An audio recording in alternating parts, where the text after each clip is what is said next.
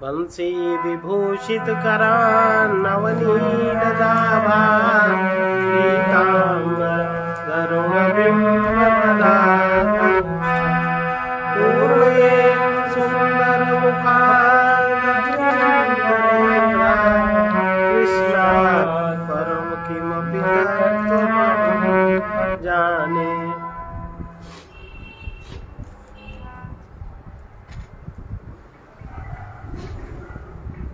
तत्व विवेक का दूसरा अध्याय आत्मज्ञान। तत्व विवेक यानी आत्मज्ञान, जो साधन चतुष्टय से संपन्न पुरुष अपने मुक्त स्वरूप को अनुभव करने के लिए, उसको समझने के लिए तत्व का विचार करता है, जो जिसके अंदर, जिसके हृदय में साधन चतुष्टय का उदय हो जाता है। साधन चतुष्टय माने विवेक, वैराग्य, षट संपत्ति और मुमुक्षुता। ये जिसके अंदर से जागृत हो जाते हैं और उधर कोई व्यक्ति प्रयास करता है, तो साधन चतुष्टय संपन्न पुरुष अपने मुक्त स्वरूप के अनुभव के लिए तत्व का विचार करता है। तत्व क्या है? तत्व है आत्मा। आत्मा का मतलब आप में कूटस्थ और आप में साक्षी विचार करता है। इसलिए अब तत्व विवेक का प्रारंभ कर रहे हैं। तत्व विवेकः कहा आत्मा सत्यम तदन्यत् सर्वं मिथ्येति। आत्मा सत्यम तदन्यत् सर्वं मिथ्येति। तत्व विवेक क्या है? तत्व विवेक का क्या अर्थ है? तत्व विवेक यह है कि आत्मा सत्य है और उसके अतिरिक्त सब कुछ मिथ्या है। इसी को तत्व विवेक कहते हैं। शंकराचार्य जी के अनुसार, ये शंकराचार्य द्वारा रचित तत्वबोध है ना, शंकराचार्य द्वारा रचित अध्याय 2 तत्व विवेक आत्मज्ञान। तो उनके अनुसार तत्व विवेक की परिभाषा बता रहे हैं, आत्मा सत्य है और उसके अतिरिक्त सब कुछ मिथ्या है। इसे ही तत्व विवेक कहते हैं। तत्व सत वस्तु है, उसे मिथ्या वस्तु से पृथक कर पहचान लेना ही तत्व विवेक अर्थात आत्मज्ञान है। जो मिथ्या है उससे अलग पहचान लेना ही तत्व विवेक है अर्थात आत्मज्ञान है। और आत्मज्ञान के लिए आत्मश्रद्धा, आत्मसंयम, आत्म पुरुषार्थ, ये 3 चीजें अति आवश्यक है। आत्मा की अचलता का बोध ही तत्व ज्ञान है। आत्मा की अचलता का बोध ही तत्व ज्ञान है। इसके लिए सत और मिथ्या का भेद और उसके लक्षण पता होने चाहिए। तत्व बोध के लिए, तत्व विवेक के लिए सत और मिथ्या का भेद पता होना चाहिए और उसके क्या क्या लक्षण हैं ये भी पता होने चाहिए। सत उसे कहते हैं जो भूत, वर्तमान और भविष्य तीनों काल में यथावत रहता है, एक सा रहता है, वो सत, जिसमें कभी परिवर्तन नहीं होता। और सत है वही अविनाशी भी है। सत अविनाशी भी है, जिसका कभी कोई विनाश करने में समर्थ नहीं है और जो तीनों कालों में एक सा रहता है, उसमें न परिवर्तन हो और न उसका विनाश हो, अर्थात वो अविनाशी है। इसके विपरीत जो वस्तु तीनों कालों में ना हो, 3 काल में ना हो, अभी है, पहले नहीं थी, ना आगे रहेगी, या आगे होगी, अभी नहीं है, पीछे भी नहीं थी, 3 काल में नहीं, जो इसके विपरीत जो वस्तु 3 काल में ना हो तो उसे असत कहते हैं, जैसे बंध्या पुत्र। इसके अतिरिक्त कुछ वस्तु ऐसे भी होती है जो भाषित तो होती है, तीनों काल में परिवर्तित होती रहती है और वो नष्ट भी हो जाती है। इस प्रकार की सत्या को मिथ्या कहते हैं। मिथ्या किसे कहते हैं? कुछ वस्तु ऐसी भी है जिसका आभास होता है, ऐसा लगता है कि है, तीनों काल में परिवर्तित होती रहती है और फिर वो स्वतः नष्ट भी हो जाती है। इस प्रकार की सत्ता को मिथ्या कहते हैं। ये जगत ऐसा ही है। संक्षेप में कहा जा सकता है कि नित्य वस्तु सत्य है और अनित्य वस्तु मिथ्या है।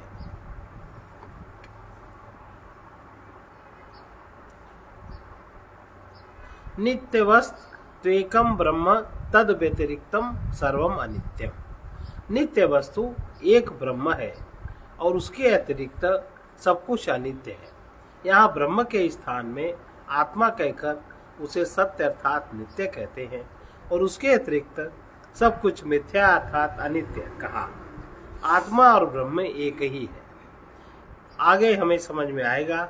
अभी हम नित्य ब्रह्म का विवेक करने के लिए सत्स्वरूप आत्मा का विवेक, सत्स्वरूप आत्मा की परिभाषा, सत्स्वरूप आत्मा की पहचान कैसे करेंगे, उस युक्ति को जानना है।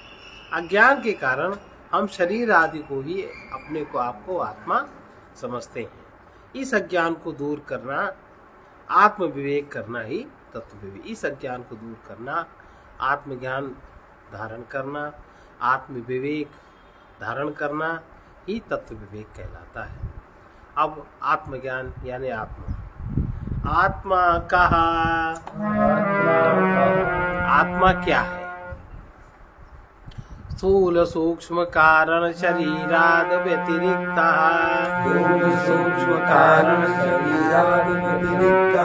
पंचकोशातीतः सन्। पंचकोशातीतः सन्। अवस्थात्रय साक्षी। अवस्थात्रय साक्षी। सच्चिदानंद स्वरूपः सन्। सच्चिदानंद स्वरूपः सन्। यः तिष्ठति स आत्मा। यः तिष्ठति स आत्मा। स्थूल सूक्ष्म कारण शरीरों से पृथक, पंचकोशों के परे, जो तीनों अवस्थाओं का साक्षी, तीनों अवस्थाओं का जागृत अवस्था, स्वप्न अवस्था और सुषुप्ति अवस्था, इसका जो साक्षी सत और आनंद स्वरूप होकर स्थित है वो आत्मा।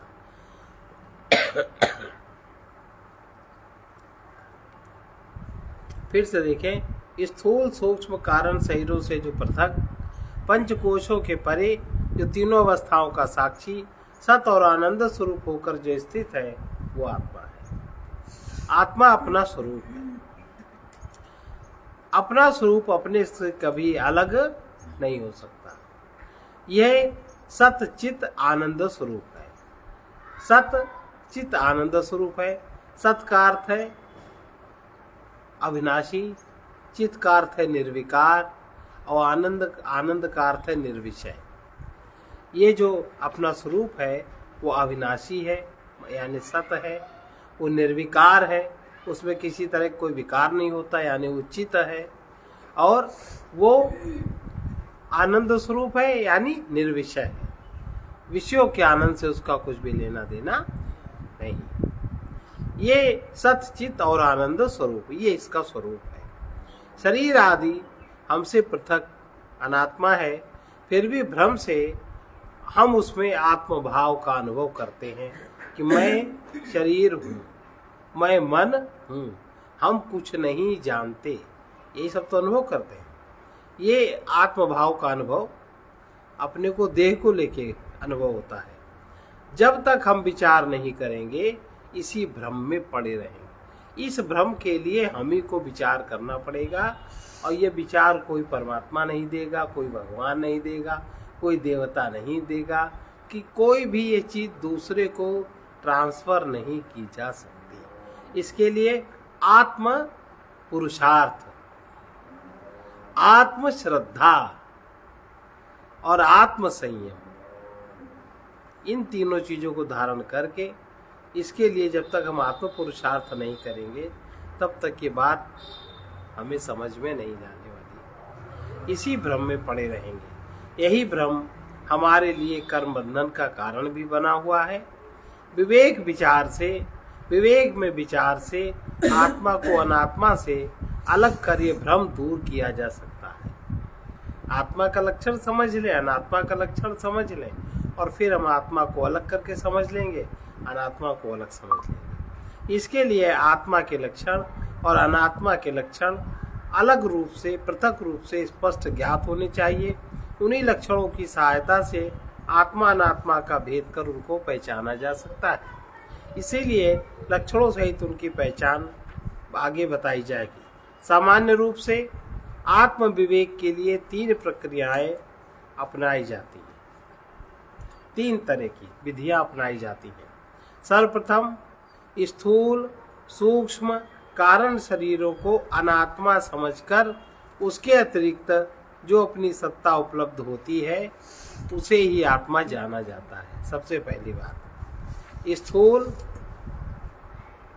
स्थूल शरीर सूक्ष्म शरीर कारण शरीरों को अनात्मा समझकर उनके अतिरिक्त जो अपनी सत्ता उपलब्ध होती है उसी को आत्मा जाना जाता है। उसमें सत्य चित्त और आनंद के लक्षण मिलते हैं। जो आत्मा है उसमें सत्य चित्त आनंद के लक्षण होने चाहिए और वो लक्षण उसमें मिल जाते हैं। दूसरी प्रक्रिया है जो हमारे अंदर 5 प्रकार के कोश हैं, अन्नमय कोश, प्राणमय कोश, मनोमय कोश, विज्ञानमय कोश, आनंदमय कोश।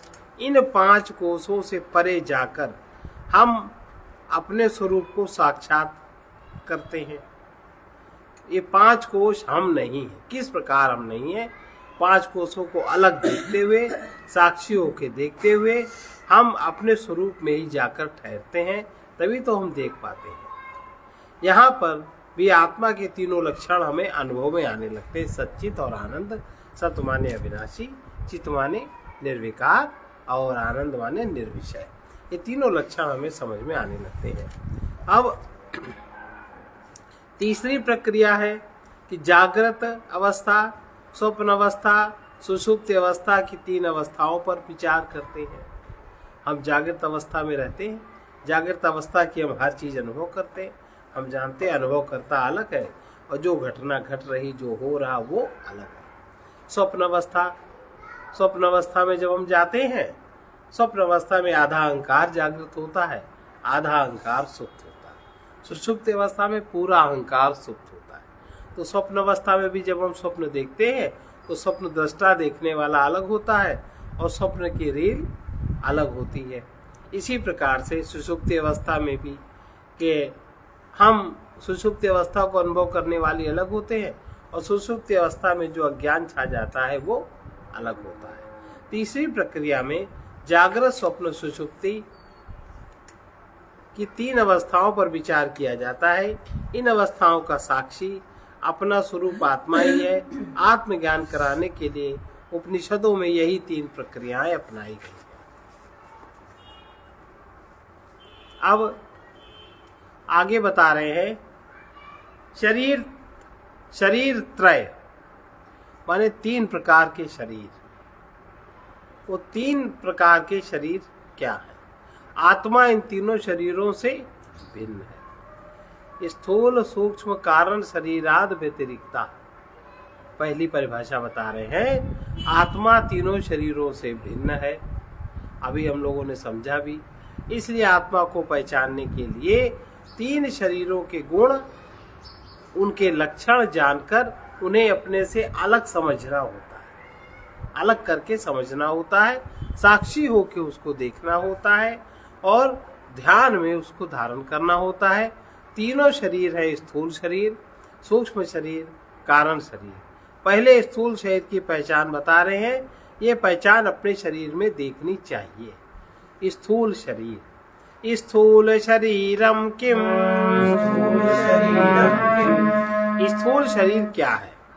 पंचीकृत पंच महाभूतैः, पंचीकृत पंच महाभूतैः, कृतं सत्कर्म जन्यम, कृतं सत्कर्म जन्यं, सुख दुखादि भोगायतनं शरीरम, सुख दुःखादि भोगायतनं शरीरम्, अस्ति जायते वर्धते विपरिणमते अपक्षीयते विनश्यतीति षड् विकार वद्येत स्थूल शरीरम अस्ति जायते वर्धते विपरिणमते, अस्ति जायते वर्धते विपरिणमते, अपक्षीयते विनश्यतीति।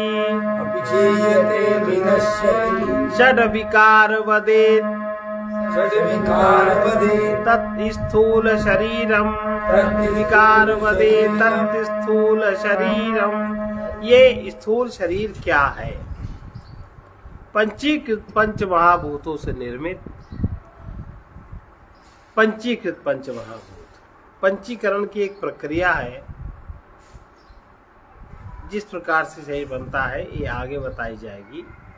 और सत्कर्मों के फल से उत्पन्न, सत्कर्म अगर है जीव के तो देह मिलता है, असत कर्म ही करते रहो तो देह नहीं मिलता है। इसीलिए व्यवहार जगत में सत्य की प्रतिष्ठा सबसे ज्यादा मानी गई है। पंचीकृत पंच महाभूतों से निर्मित सत्कर्मों से उत्पन्न सुख दुख आदि भोगों के भोगने का स्थान और अस्थि जन्म वृद्धि परिवर्तन क्षय तथा विनाश, इन छह विकारों से युक्त स्थूल शरीर है। पहला अस्थि जन्म वृद्धि परिवर्तन क्षय और विनाश, ये इन छह विकारों से युक्त स्थूल शरीर है। माने इस स्थूल शरीर का अस्थि माने है, इसका अस्तित्व दिखाई पड़ता है। ये इसका जन्म होता है, फिर ये बढ़ता है, फिर ये परिवर्तित होता है, फिर इसका क्षय होता है, फिर इसका विनाश हो जाता है। ये छह घटना इसमें घटती है। इन विकारों से युक्त स्थूल शरीर है। हम अपने जिस शरीर को देखते हैं वो स्थूल शरीर कहलाता है। यह पृथ्वी जल अग्नि वायु तथा आकाश नामक पंच महाभूतों से मिलकर बना है। ये पांच तत्व दो कोटि के होते हैं, एक तो अपंचीकृत और दूसरे पंचीकृत। इनका वर्णन आगे किया जाएगा। यहाँ इतना समझना चाहिए कि स्थूल शरीर पंचीकृत पंच महाभूतों से निर्मित है। यह शरीर जितना स्थान घेरता है वो आकाश है। श्वास लेने पर वायु शरीर में जाती है, रक्त में मिल जाती है। शरीर का ताप अग्नि तत्व के कारण है। पिए हुए जल से रक्त आदि में तरलता है। अन्न के रूप में पृथ्वी तत्व शरीर में पहुंचता है, जिससे अस्थि मांस आदि बने हैं। स्थूल शरीर पशु पक्षियों को भी प्राप्त है, किंतु मनुष्य शरीर पुण्य कर्मों के फल से ही मिलता है। मुक्ति प्राप्त करने के लिए यह एक जीव के साथ सुंदर अवसर है। अब मुक्ति प्राप्त करने के लिए इसके लिए और ऊंचे पुण्य होने चाहिए ना, तब तो अवसर, वरना तो बहुत सारे मनुष्य हैं। यह शरीर भोगायतन भी है। इसमें रहकर जीव अपने कर्मों का फल सुख दुख भोगता है। यह शरीर नश्वर है। इसमें छह विकार देखे जाते हैं। अस्तित्व, इसका अस्तित्व है। जन्म होता है, वृद्धि होती है, परिवर्तन, क्षय और विनाश। इस प्रकार नश्वर होने के कारण शरीर अनित्य है और अनित्य होने के कारण ये शरीर मिथ्या है। इस शरीर में आत्मा के एक भी लक्षण नहीं मिलते। नश्वर होने के कारण सत्य नहीं है, जड़ भूतों से निर्मित और कर्म फल का परिणाम होने से चित नहीं है। चित किसी कर्म का फल नहीं है और विकारी होने के कारण ये आनंद रहित है। विकारी है इसलिए इसमें कोई आनंद नहीं है, इसमें विकार है। अब स्थूल सूक्ष्म कारण शरीराद व्यतिरिक्ता। अब सूक्ष्म शरीर किसे कहते हैं उसको बताएं। सूक्ष्म शरीरम किम, सूक्ष्म शरीर क्या है? अपंचीकृत पंच महाभूतैः, पंचीकृत पंच महाभूतैः कृतम सत्कर्म जन्यम, कृतं सत्कर्मजन्यं सुख दुःखादि भोग साधनम सुख दुःखादि भोग साधनं पंच ज्ञानेन्द्रियाणि पंच ज्ञानेन्द्रियाणि पंच कर्मेन्द्रियाणि पंच कर्मेन्द्रियाणि पंच प्राणादयः पंच प्राणादयः मनश्चैकं बुद्धिश्चैका मनश्चैकं बुद्धिश्चैका एवं सप्तदश कलाभिः एवं सप्तदश कलाभिः यत्तिष्ठति तत् सूक्ष्म शरीरम। यत्तिष्ठति तत् सूक्ष्म शरीरम्। सूक्ष्म शरीर क्या है? ये अपंचीकृत पंच महाभूतों से निर्मित। स्थूल शरीर पंचीकृत पंच महाभूतों से निर्मित। पंचीकृत माने उसमें और भी 5 तत्वों का थोड़ा थोड़ा अंश मिला है। अपंचीकृत माने शुद्ध 5 तत्व, इसमें कोई दूसरे का अंश नहीं मिला है। इसमें अपंचीकृत पंच महाभूतों से निर्मित सत्कर्म के फल से उत्पन्न और सुख दुख के भोगों का साधन सूक्ष्म शरीर है। वो भोगायतन है, भोगने का आयतन, भोगने का क्षेत्र है, और ये भोगों का साधन है। इसमें 5 ज्ञानेंद्रियां हैं, 5 कर्मेंद्रियां, 5 प्राण और मन बुद्धि, ये 17 कलाएं या 17 अंग हैं। स्थूल शरीर में सूक्ष्म शरीर का वास है। सूक्ष्म शरीर स्थूल शरीर के भीतर रहता है। यह अपंचीकृत पंच महाभूतों से निर्मित होने के कारण सूक्ष्म है और भौतिक होने के कारण ये जड़ है। इसमें भाषित होने वाली चेतना इसकी अपनी नहीं है। इसकी रचना, ये शरीर कैसे बनता है? निरंतर परिवर्तन इस शरीर में भी होता है। पूर्व जन्म में किए सत्कर्म के कारण,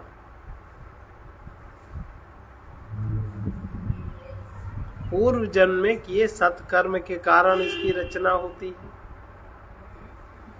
इसकी रचना पूर्व जन्म में किए सत्कर्म के कारण होती है। सत्कर्मों का फल भोग करने के लिए यह साधन है। पुण्य के साथ पाप कर्म भी होते हैं। इसलिए इस शरीर के द्वारा सुख और दुख दोनों का भोग करना पड़ता है। ध्यान रहे, स्थूल शरीर भोग आयतन, भवन या कक्ष है और सूक्ष्म शरीर भोग का साधन अर्थात उसका उपकरण है। उसी के द्वारा, मन के द्वारा तो सब भोगा जाता है।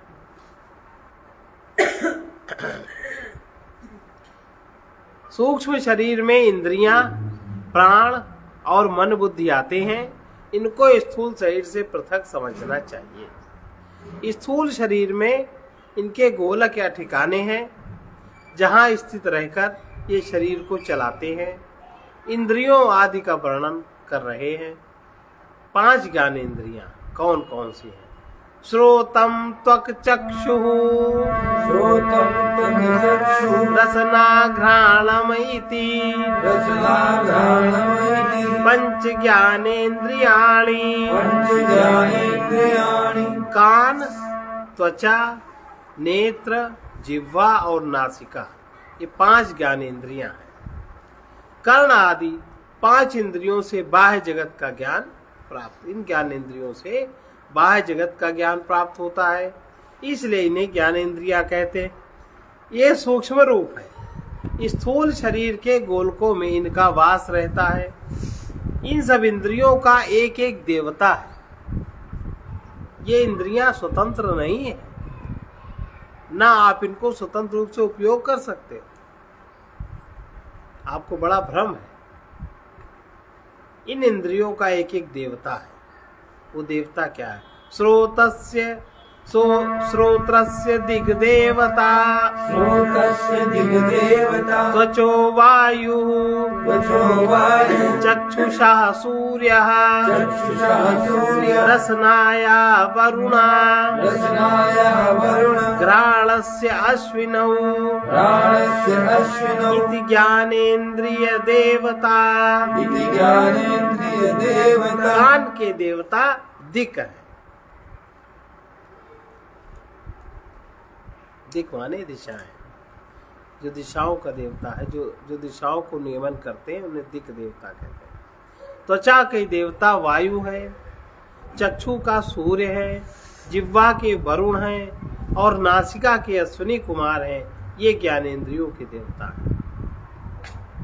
अगर ये देवता आपकी ज्ञानेंद्रियों में शक्ति न दें तो वही इंद्रिय आपकी शक्ति विहीन हो जाती है। जिस इंद्रिय से हम उस देवता के अनुकूल कर्म नहीं करते, उससे समायोजन नहीं करते, उस इंद्रिय की शक्ति हमारी क्षीण हो जाती है। लेकिन इस बात को सब लोग नहीं जानते। देवता कहते हैं द्योतन करने वाली शक्तियां। ईश्वर समस्त जगत का नियंता है। उसके अंशभूत देवता, ईश्वर का जो अंश है, देवता ईश्वर के अधीन रहकर जगत और जीवों पर प्राकृतिक नियमों के अनुसार नियंत्रण रखते हैं।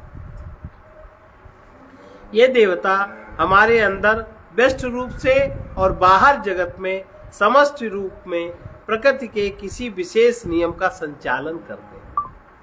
वो देवता वहां का अधिष्ठाता होता है, जिस नियम का संचालन करता है। उदाहरण के रूप में स्थूल शरीर का कान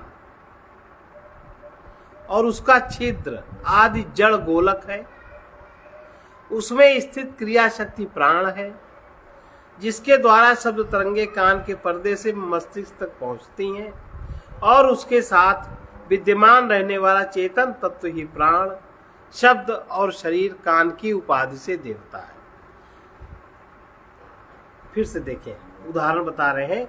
स्थूल शरीर का कान, उसका छिद्र आदि जड़ गोलक है, ये जड़ है, और उसमें स्थित क्रिया शक्ति प्राण है, प्राण का संचरण है ना, जिसके द्वारा शब्द तरंगे कान के पर्दे से मस्तिष्क तक पहुंचती हैं, और उसके साथ विद्यमान रहने वाला चेतन तत्व ही, जो चेतन तत्व विद्यान है, जो विद्यमान है, जो ईश्वर का अंशभूत है, शब्द शरीर कान की उपाधि से देवता है, जो वहां का चेतन तत्व है।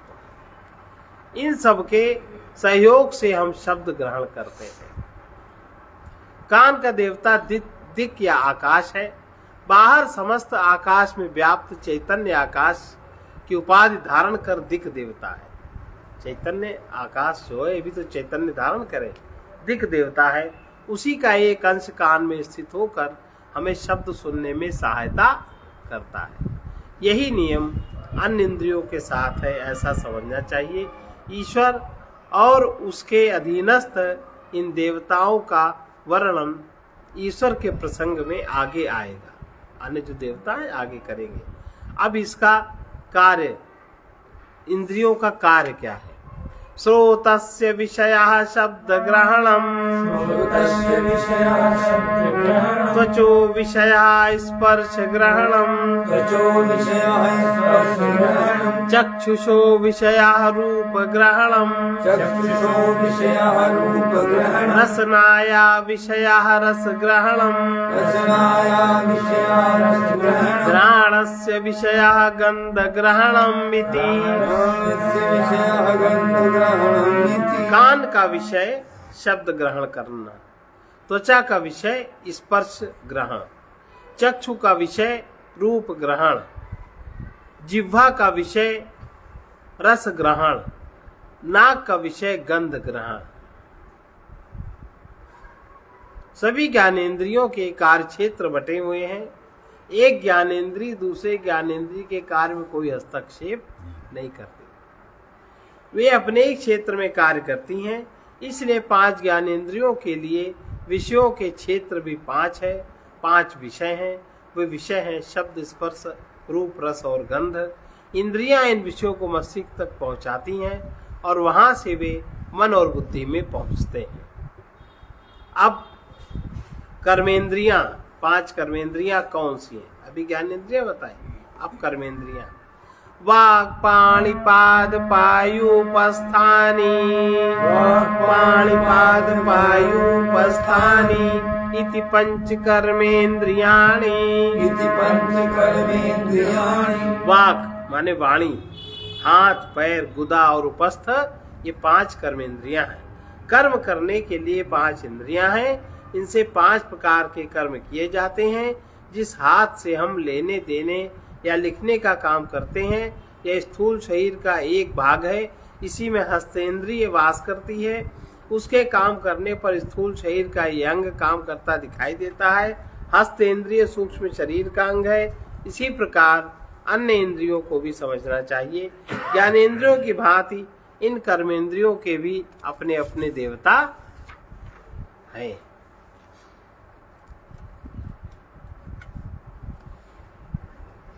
अब वाणी का देवता कौन? वाचो देवता वहिना, वाचो देवता वहिना, हस्तयोरिन्द्रः, हस्तयोरिन्द्रः, पादयोर्विष्णु, पादयोर्विष्णु, पायोर्मृत्युः, पायोर्मृत्युः, उपस्थस्य प्रजापतिः, उपस्थस्य प्रजापतिः, इति कर्मेन्द्रिय देवता। कर्मेन्द्रिय देवता। वाणी के देवता अग्नि है। इसीलिए शरीर में जो अग्नि दी जाती है मुख से ही दी जाती है। ये नहीं पता, मुख से ही जलाते हैं। वाणी के देवता अग्नि है, हाथ के देवता इंद्र हैं, पैर के विष्णु हैं, गुदा के मृत्यु हैं और उपस्थ इंद्रिय के देवता प्रजापति हैं। ये कर्मेंद्रियों के देवता हैं। अग्नि, इंद्र, विष्णु, यमराज और प्रजापति देवता हैं। प्रकृति की विविध शक्तियों के ये स्वामी हैं। इन्हीं का एक एक अंश हम सबकी कर्मेंद्रियों में स्थित होकर इनका नियंत्रण कर रहा है। इस प्रकार एक कर्मेंद्रिय के 3 स्तर हुए। स्थूल शरीर का अंग और उसमें वास करने वाली प्राणमयी इंद्रिय और उसका नियंत्रण करने वाला उसका अधिष्ठात्री देवता। इन तीनों के संयोग से एक कर्म होता है। प्रत्येक कर्मेंद्रिय का अपना काम भी है।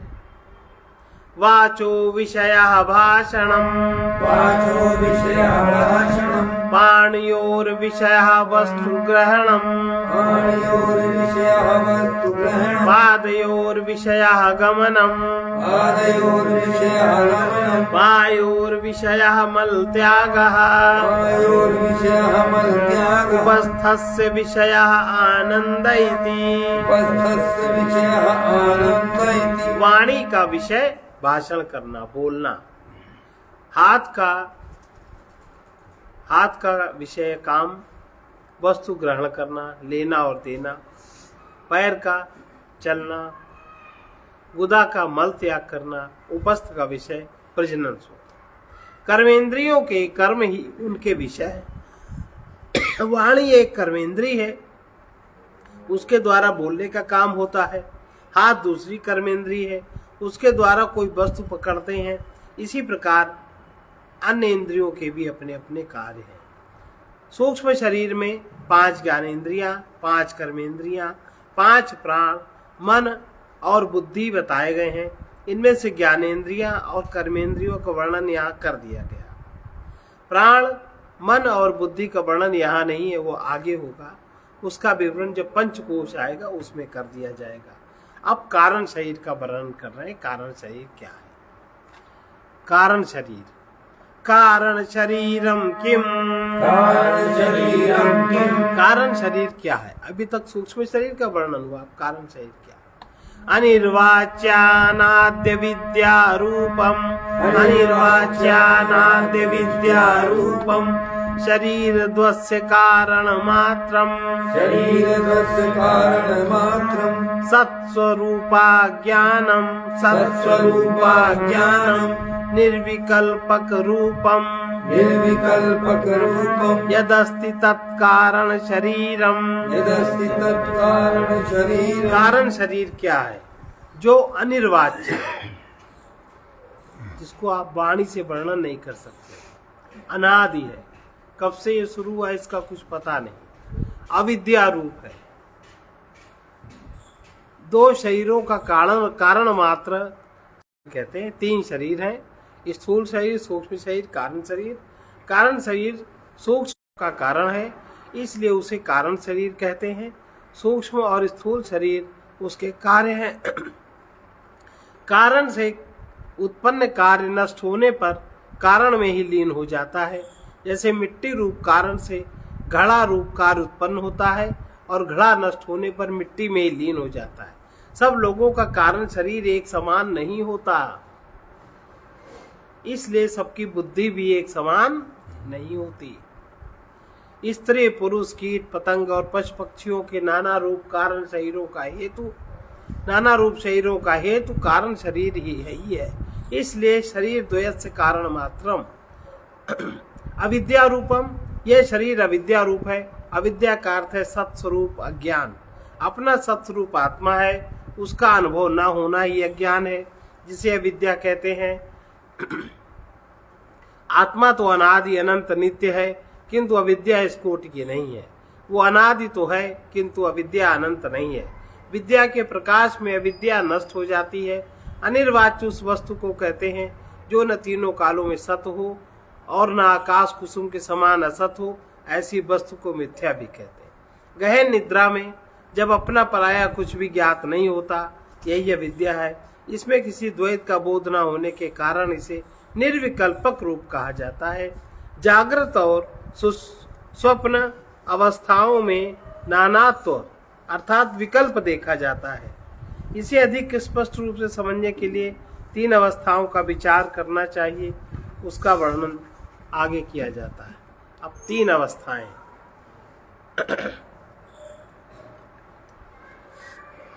3 अवस्थाएं कौन कौन सी हैं?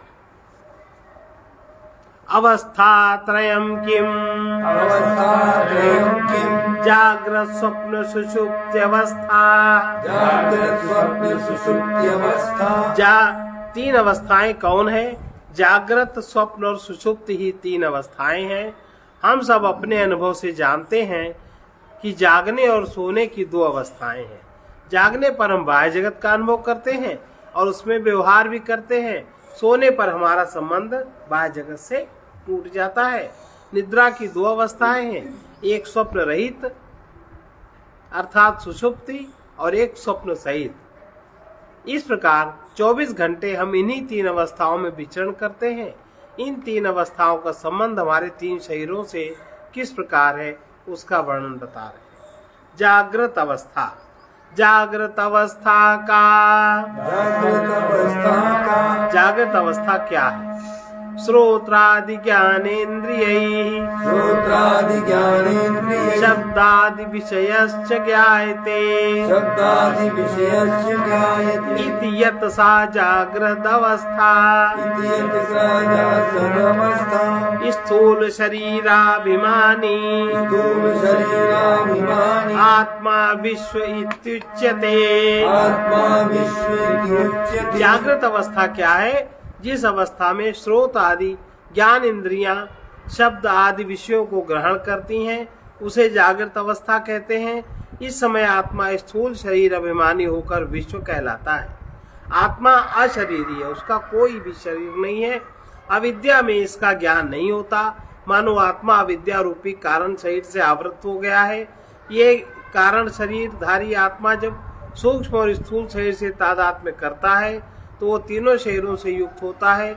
इस समय उसे विश्व या वैश्वानर कहते हैं, क्योंकि इस अवस्था में यह विश्व से संपर्क कर उसका ज्ञान प्राप्त करता है। जगत में स्थित शब्द स्पर्श रूप रस गंध का वर्णन पिछले अध्याय में हो चुका।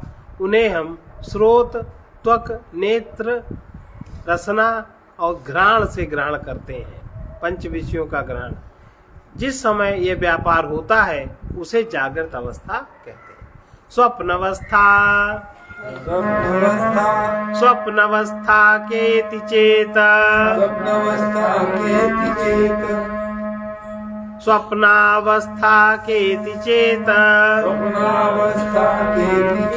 जागृत अवस्थायां यदृष्टम् यत्श्रुतं तज्जनित वासनया निद्रा समये यः प्रपञ्चः प्रतीयते सा स्वप्नावस्था सूक्ष्म शरीराभिमानी आत्मा तैजस इति युज्यते। स्वप्नावस्था क्या है? जागृत अवस्था में जो कुछ देखा सुना जाता है उससे बनी वासना से निद्रा के समय जो प्रपंच अनुभव में आता है उसे स्वप्नावस्था कहते हैं। सूक्ष्म शरीर अभिमानी आत्मा तेजस कहलाता है, इसका नाम तेजस है। निद्रा की एक अवस्था स्वप्न है। स्वप्न की रचना अपनी वासनाओं से होती है। ये वासनाएं जागृत अवस्था से बनती हैं। जब हम विषयों की आसक्ति में बंध कर उनका भोग करते हैं तो हमारे चित्त में उनका संस्कार बन जाता है। बीज रूप में वासना आत्म स्वरूप का आवरण बन जाती है और वही प्रपंच का विस्तार कर स्वप्न लोक रच देती है। स्वप्न की अवस्था में आत्मा का संबंध कारण और सूक्ष्म शरीरों से ही रह जाता है, इसलिए इसे तेजस कहते हैं। स्वप्न लोक में सूर्य का प्रकाश नहीं पहुंचता, वहां आत्मा के प्रकाश में ही सब कुछ दिखाई देता है। ज्ञाता और ज्ञेय दोनों ही सूक्ष्म प्रकृति से निर्मित है। उसे आत्मा की चेतना उसी प्रकार प्रकाशित करने में समर्थ है जैसे हम अपनी बुद्धि को आत्मा से प्रकाशित पाते हैं। सुषुप्ति अवस्था। अतः सुषुप्ति अवस्था का अहम किमपि न जानामि सुखेन मया निद्रानुभूयत इति सुषुप्ति अवस्था। मैं कुछ भी नहीं जानता, मैंने सुख से निद्रा का अनुभव किया, वो सुषुप्ति अवस्था है। कारण शरीराभिमानी आत्मा प्राज्ञ इति उच्यते। कारण शरीर का अभिमानी आत्मा प्राज्ञ कहलाता है, इसका नाम प्राज्ञ है। स्वप्न के अतिरिक्त निद्रा की दूसरी अवस्था सुषुप्ति है। इस समय कुछ भी ज्ञात नहीं होता। जागने पर स्मरण आता है कि मैं गहरी नींद में सुख से सोता रहा। यही स्मृति उस अवस्था के अनुभव का प्रमाण है। स्वप्न और जागृति का अनुभव न रह जाने के कारण उनका दुखद प्रभाव भी ज्ञात नहीं होता, इसलिए वो सुख की अवस्था है। सुषुप्ति का सुख जागृत और स्वप्न के सुख की अपेक्षा उच्च स्तर का है। जागते समय कोई कितना ही धनी और विषय सुखों से भरपूर हो, किंतु सुषुप्ति का सुख वो भी चाहता है, इसलिए वह ऐसा बिस्तर बनाकर सोता है, ऐसी व्यवस्था जुटाता है जिससे उसकी नींद में बाधा न पड़े। सुषुप्ति अवस्था में आत्मा का तादात्म्य एक ही शरीर से रहता है। यह एक शरीर अविद्या या वासना से निर्मित होने के कारण आत्मा को आवृत कर लेता है। अतः कारण शरीर का अभिमानी जीव न अपने आत्मस्वरूप को जानता है और न नाम रूपात्मक जगत को ही जानता है। दोनों प्रकार से प्रकर्ष अज्ञान होने के कारण इस अवस्था में जीव को प्राज्ञ कहते हैं। फिर भी इस अवस्था का अनुभव जीव को किसी प्रकार तो रहता है, तभी तो जागने पर उसका स्मरण करता है। यदि सुषुप्त में इतना अधिक अज्ञान हो गया हो कि उसका स्मरण भी न रहे तो हमें उस अवस्था की जानकारी नहीं हो सकती। इस स्तर के आधार पर हम कह सकते हैं प्रायण अज्ञा होने के कारण उस समय जीव प्राज्ञ होता है। जीव की इन तीन अवस्थाओं के विवेचन से स्पष्ट है कि आत्मा शरीर नहीं है, आत्मा अशरीरी है। वो शरीर धारण कर जीव कहलाता है। जीव सुषुप्त में अपने पराये को नहीं जानता, किंतु स्वप्न और जागृत में नानात्व का अनुभव करता है। शुद्ध आत्मा इन तीनों का प्रकाशक और इनसे असंग है, इसलिए वो साक्षी या दृष्टा कहलाता है। अब अगला चैप्टर है पंचकोश, ये हम लोग कल देखेंगे। प्रेम से मेरे मन नारायण कहिए, प्रेम से मेरे मन नारायण कहिए। जाहि विधि राखे प्रभु ताहि विधि रहिए, जाहि विधि राखे प्रभु ताहि विधि रहिए। प्रेम से मेरे मन नारायण कहिए, प्रेम से मेरे मन नारायण कहिए। जाहि विधि राखे प्रभु ताहि विधि रहिए, जाहि विधि राखे प्रभु ताहि विधि रहिए। तन मन धन कुछ अपना न मान कर,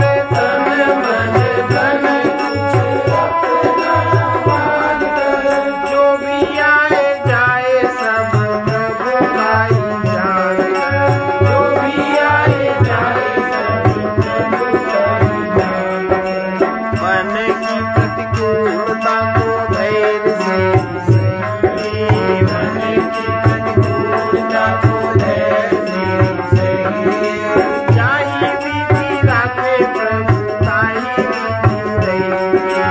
जाहि विधि राखे प्रभु ताहि विधि रहिए।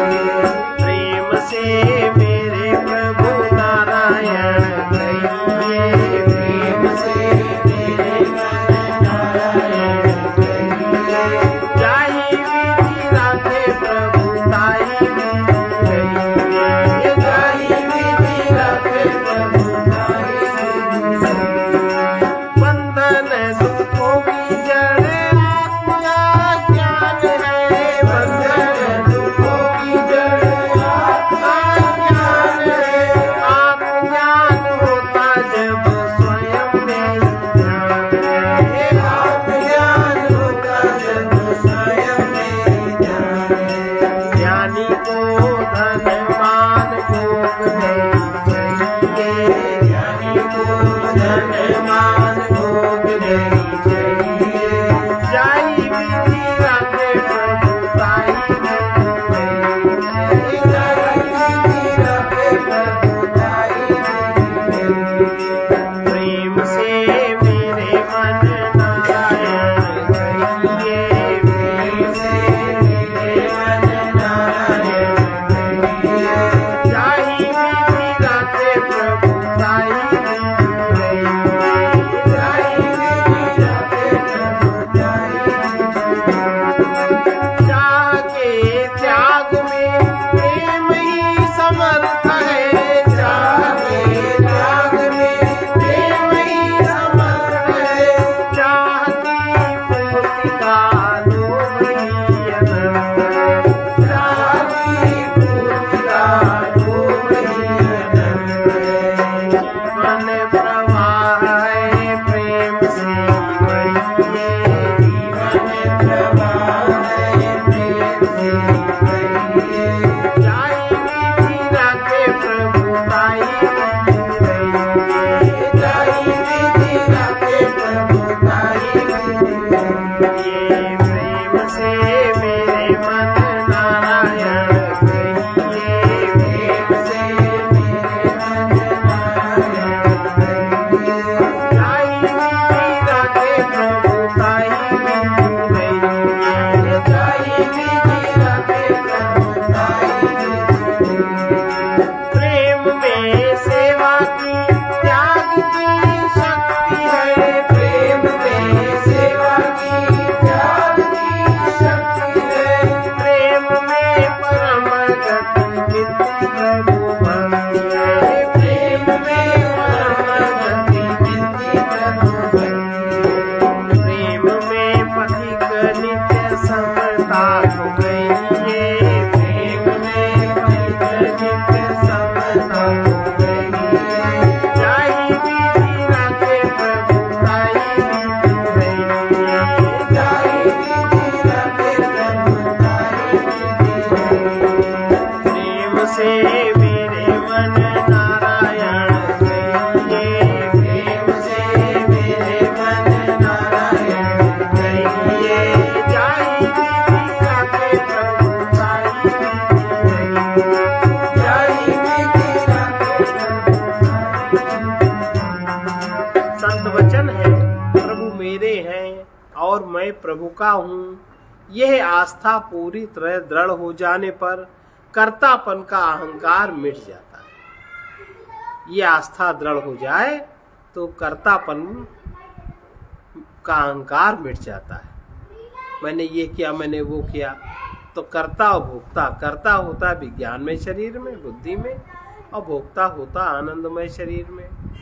विधान से जो हो रहा है सब मंगलमय है। हमें प्रभु के प्रेमी होकर रहना है। सर्वे भवन्तु सुखिनः, सर्वे सन्तु निरामयाः, सर्वे भद्राणि पश्यन्तु, मा कश्चित् दुःखभाग् भवेत्। कृष्णाय वासुदेवाय हरे परमात्मने हरे परमात्मने। क्लेशनाशाय भगवद्भ्याय नमो नमः। असतो मा सद्गमय तमसो मा ज्योतिर्गमय मृत्योर्मामृतं गमय। ॐ पूर्णमदः पूर्णमिदं पूर्णात् पूर्णमुदच्यते पूर्णस्य पूर्णमादाय पूर्णमेवावशिष्यते। ॐ शान्ति शान्ति शान्तिः।